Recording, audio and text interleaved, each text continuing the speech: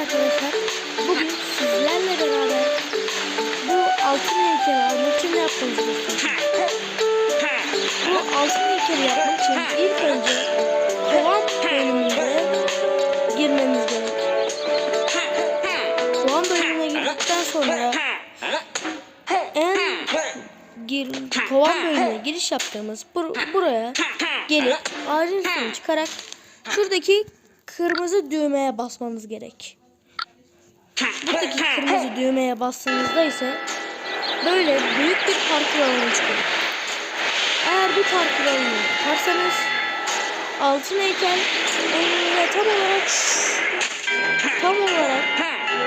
şurada durur. Parkuru hemen sizin için yapıyorum. Evet, gördüğünüz gibi bu kısma gelip bu şalteri açarsanız altın heykel